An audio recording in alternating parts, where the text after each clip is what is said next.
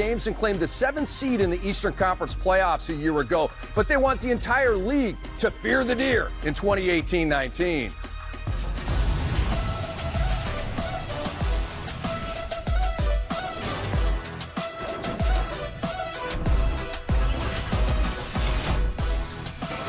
We haven't been in the second round, period. We got to do better, and we got to play better, and hopefully we can accomplish it. If we don't accomplish it, got to go back, work hard again and again and again. Giannis is locked in, and the Bucks suffered a lesson-learning defeat to the Celtics in the first round of last year's playoffs. We're here to break it all the way down. The prospects for the upcoming season, players and rotations, Rick Kamla, Greg Anthony, Hall of Famer Kevin McHale. And, Coach, I start with you first. What specific lessons did the Bucks learn in losing to the Celtics a year ago? Some positives. They learned Antetokounmpo can really play well for 7 games. They found out Middleton can get on fire for 7 games, and they found out they need more playmaking against a top-tier defensive team like Boston Celtics to try to beat them in a 7-game series. Just not enough guys off the bounce being able to get to the rack and make plays for each other. Yeah, I think they also, listen, they got to improve not just offensively but defensively. Yes. They still weren't as good on either side of the ball. And this is where I think from an offensive standpoint, Mike Budenholzer is going to make a huge difference, because as great as Giannis has been, as terrific a talent as he is, I still want to see him play better without the basketball offensively. You know, he's always got to be accounted for. Easier to load to him on a team that doesn't shoot it as well from the perimeter, where there's not a lot of ball movement in the half court. Now, I think that's one of the strengths of Mike Budenholzer. I think you're going to see this team become a little more dynamic offensively. I think their passing and spacing will improve, because that's what he's noted for and had a lot of success with the Hawks. Yeah, you know, he's always going to draw the other team's best defender. So when he's setting screens and popping, that can shake things up for him. He always doesn't have to have the ball in his hands. I'd like to see them get more ball handlers that can come off the screen and make plays. But that throwback to Giannis and having him come downhill on you, he's almost impossible to guard with space out there. He's so long, and he's got that Euro step, and he's so clever. But I agree. I think off the ball, he's just got to become a better player popping, and then his shots just got to improve some. He's getting better at it, but just still got to get more improvement. So Giannis Antetokounmpo finished 6th in MVP voting a year ago, posting career highs in points, rebounds, field goal percentage. So is it MVP or bust for Giannis this year? James Harden may be snickering as he watches the show, but are you thinking an MVP year for Giannis here? I think it's dependent upon how well the team does. The reason James Harden won the MVP last year was that his team was the 1 seed in the Western Conference. I think if you see this Buck team move up into the top 4 and get home court in that first round, and his numbers are where they were this past season, I think he's going to get credit for that, and I think you're going to see him elevate in the MVP talk. But if it's just a statistics-laden output from him and the team is not showing growth, then I don't know that you're going to see him improve upon that standing in terms of the MVP voting. Yeah, no, MVP or bust, no, not for Antetokounmpo. It's improve your team a lot, become better, get home court advantage, advance to the second and third round. But, you know, Anthony Davis may have something to say about that MVP. Kevin Durant, James Harden. There's some players out there to say MVP or bust, that's too much. I just think, I do believe he's going to get better. He's got to drive that team to more wins. All right, so we'll see how that works out. And you mentioned Coach Mike Budenholzer, and when he was in Atlanta, winning a Coach of the Year award, by the way, his system was all about pace, space, ball movement, 5 guys on the floor who could shoot. Is that system a good fit for Giannis and the Bucks? Yeah, I think it will be eventually. I think that, yeah, you're right. You know, Budenholzer's system was the best teams he had in Atlanta. The ball really popped, but he didn't have one really dominant player. I think with Antetokounmpo and having a dominant player, you've got to figure out how to blend him in with everything, and especially your system that you've liked ball movement in. So it's going to be a little bit of probably a learning time for both Coach and Antetokounmpo to fit into a system. And but I do like it. I think he's creative. I think he'll put the Greek Freak in a lot of interesting positions to succeed. And that kid can play. He's a tremendous player. And I think he also will help Eric Bledsoe. Yeah. And listen, anytime you're a great player, the one thing all teams want to do is create space for their best player.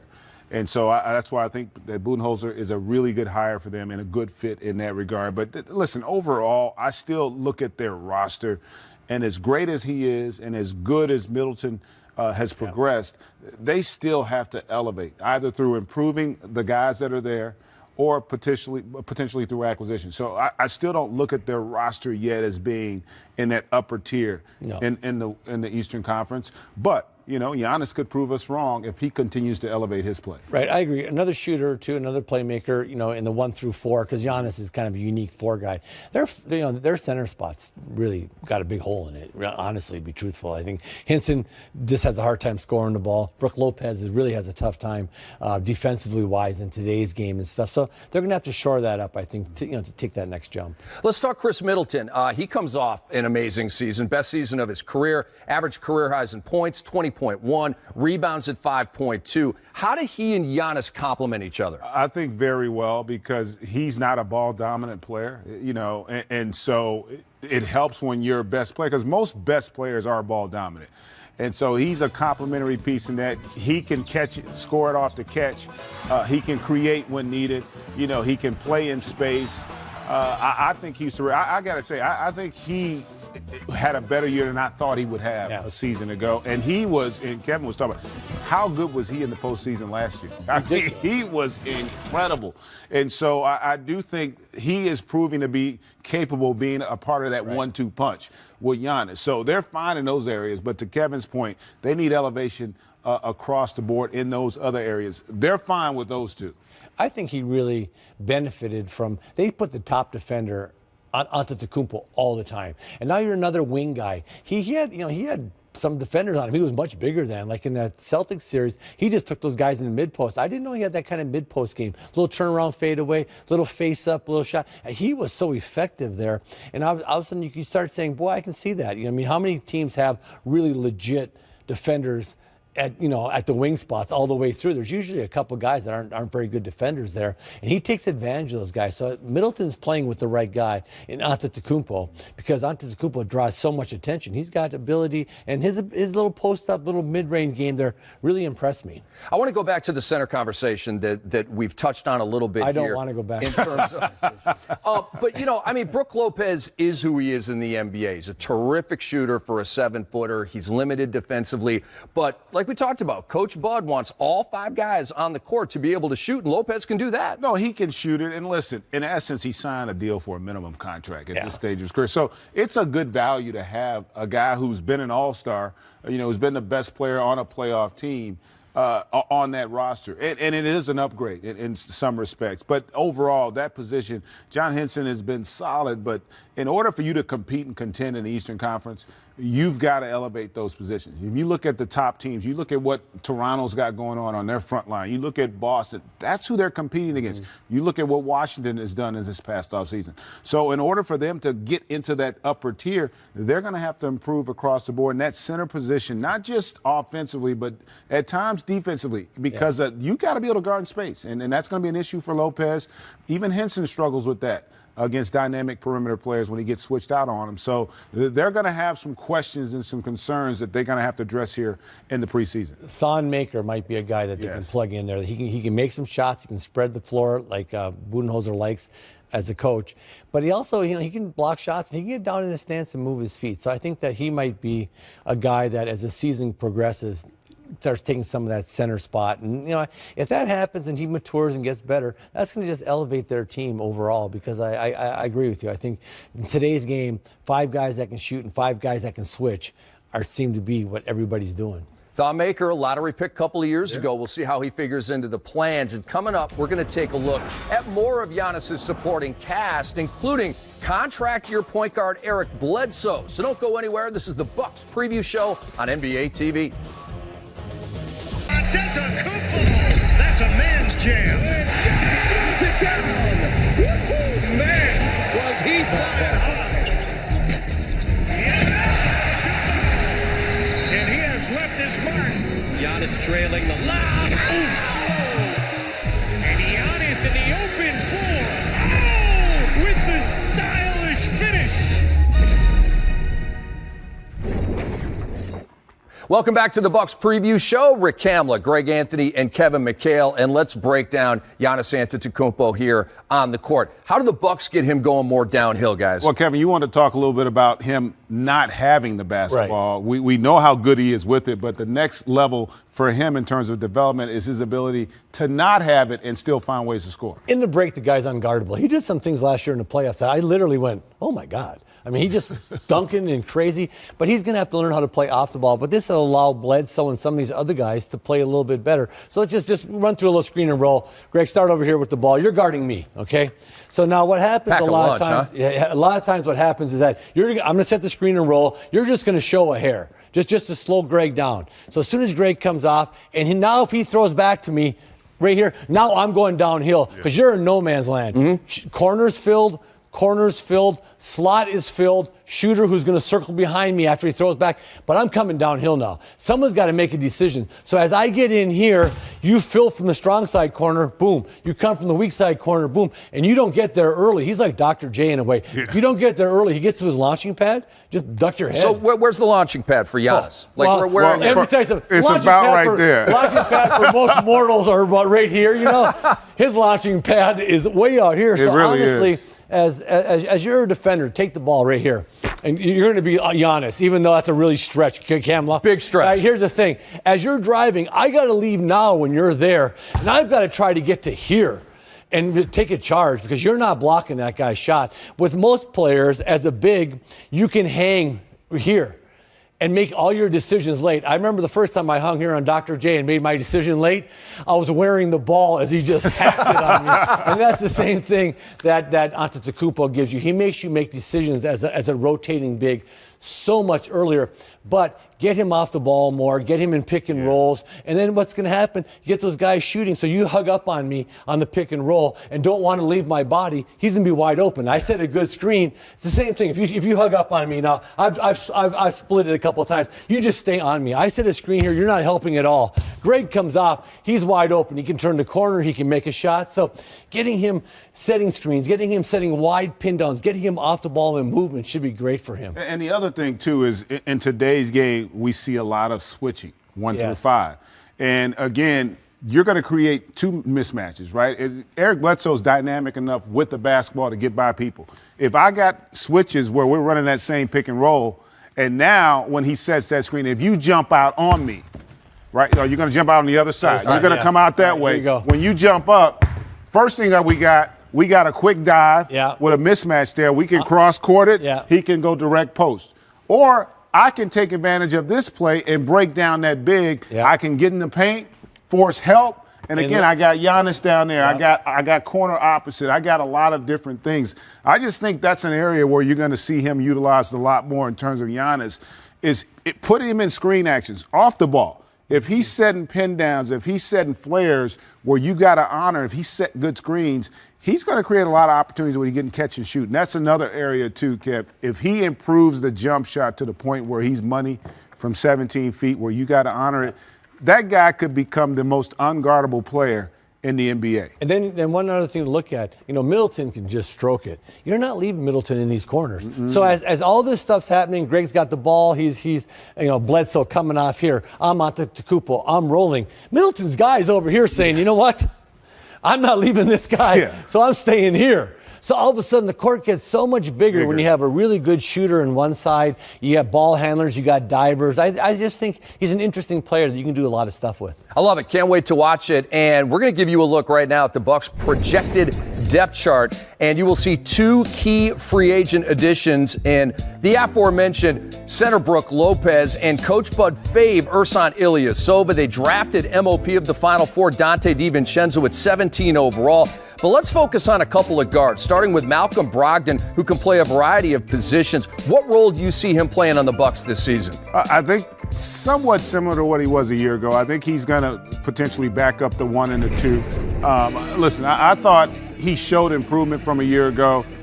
He's going to have to continue to do that. He's going to have to defend those two positions, give them stability coming off that bench, and improve their depth. I think his growth is going to be important. And a lot of their development as a group is going to come, as you heard Kevin talk about, from the growth of those young players. Thon Maker, is he ready to be a part of a rotation full time now? That's going to be big. Brogdon, can he take another step from where he's gone the last 2 seasons? And the other big one is going to be Ilyasova. I really think he's going to be important because why? He can shoot the basketball. He makes the floor bigger. That was another concern for this Bucks team a season ago. I think we're going to see him play faster, and I think the court's going to be bigger because of what Budenholzer is going to try to implement from an offensive scheme standpoint. Coach, I want to ask you about one quick thing on Brogdon. He plays the game up here. He doesn't play it with his feet. He's not a great athlete. He just is a really high IQ player, knows how to play. And when you get a lot of movement and you get a lot of different cuts and reads, that's where he becomes so important. He's going to be able to see what's happening a step ahead. And I really like the kid. He can put the ball on the floor. He can find people. So I think Brogdon's going to be a big part of this. I'm sorry. Go ahead. No, it's all good. Is this Eric Bledsoe's final season in Milwaukee? Like, is he a good fit with Giannis? Are they looking long-term with him, or might he be moved before the deadline? I want to see him play with Coach Budenholzer, putting him in situations just to succeed and play well. I wouldn't give up on him just yet because he's got some dynamic to him. But I'll tell you one thing. Rozier last year in the playoffs, he got up into him and he did a great job. You can't afford to have your second best player almost taken out of a series by one defender like it was last year. I would say this. Think about what Budenholzer did with Jeff Teague. Played his best basketball for him.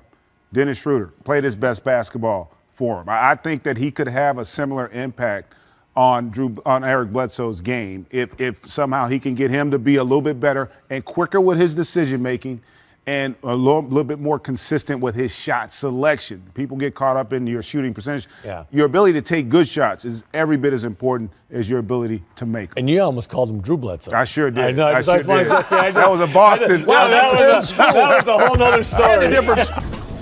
We're back with a social moment from over the summer, and it's Giannis Antetokounmpo training by boxing. Mac, did you ever in your Hall of Fame career train by throwing punches? I didn't. Well, you're throwing punches, yeah, but not boxing. Training boxing. My neighbor used to put on boxing gloves and beat the hell out of me. It hurts when you get hit with the boxing glove. He would put his gloves on and say it's not going to hurt. It does hurt. I tell you, I've heard of guys in boxing with reach. Yeah, but that's a whole nother level right there. He could hit you from across the ring. Yeah, across the block. Yeah.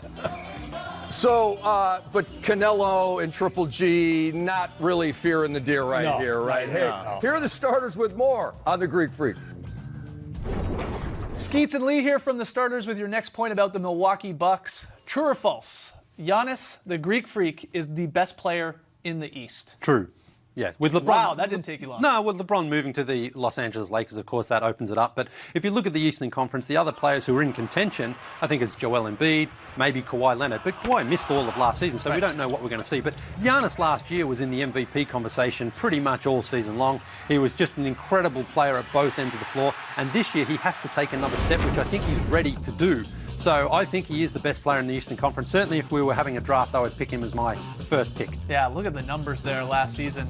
27 and 10, yeah. And he's improved every year. I mean, we could be looking at a guy averaging something like 30 and maybe 11 or 10. And you got Coach Mike Budenholzer coming in here. They brought in some shooters in Ilyasova and Brook Lopez, maybe to get more three-point shots. They didn't shoot a lot of threes last year, so maybe it opens up the floor a little bit and gives Giannis even more room to operate and take one step and then dunk on someone. Well, if you look at how they lost to the Celtics in the playoffs last year as well, Giannis often got caught inside when the team would collapse on him, and he didn't have those guys to pass it to shoot, knock down those three-pointers. Now, Giannis has to learn to get rid of the ball earlier, but he also has to be able to throw it to guys who he knows can hit down those threes consistently. So it's going to be an interesting year for the Milwaukee Bucks. We expect them to finish, I think, no worse than top four in the Eastern Conference. I was going to say, would it be a disappointing season if the Bucks don't flirt with 50 wins and at least win a playoff series? Absolutely, It's been a long time. You think it would be bad? I think the minimum goal for them is finishing fourth in the Eastern Conference. Absolutely minimum. And really, they should be probably looking at 1 or 2. All right, let's hear from you guys. Is Giannis the best player in the Eastern Conference now,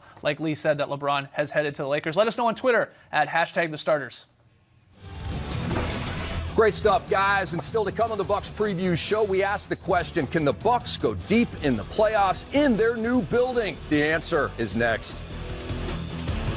Show, and they have made the playoffs in 3 of Giannis's 5 seasons in Milwaukee. However, the franchise hasn't won a playoff series since 2001, but they are hoping that a new arena, new coach, and talented roster can take them to greater heights in 2018-19. And Let's talk Dante DiVincenzo. You know, we talked about Bledsoe and Brogdon and all these guards. Does he fit into the plan this year or beyond?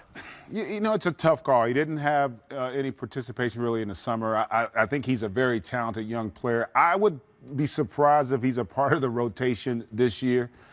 If he is, that might not be a positive sign for the Bucks. But I do think it may take him a year or two before he's caught up to speed with this game and ready to have an impact on a playoff roster.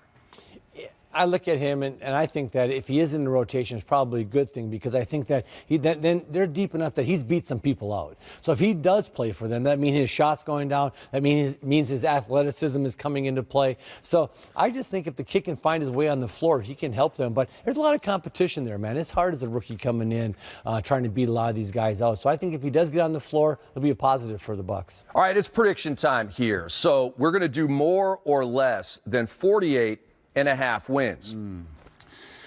I'm going to say less, even though I got a lot of confidence in Budenholzer and what he's going to be able to bring to the table. But I think sometimes we forget that the Eastern Conference continues to improve. And there are going to be a lot of teams that are better than they were a season ago. And so I just think it's going to be a challenge. I think they're a playoff team, but 49 wins would be a lot in his first year. Yeah, I am going to go 49, though, or I'm going to go on the over or more, depending on which way you want to say.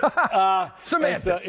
And so I just think that they're going to come out. I think they've got a lot of enthusiasm. You know, they took the Celtics to 7 last year in the playoffs. Got a new coach coming in. New arena. So I think that they're going to get some juice out of that thing. So I do see them playing. Now, I don't believe that they can beat Toronto or Boston. And, so we'll see where that goes. You don't want to play those in the playoffs. To get to the second round, you want to avoid those guys early. All right, quickly. So what? Giannis MVP voting last year, as we said, he was 6th. Does he climb up? Is he 2nd or 3rd, or does he win the award? I think he climbs up.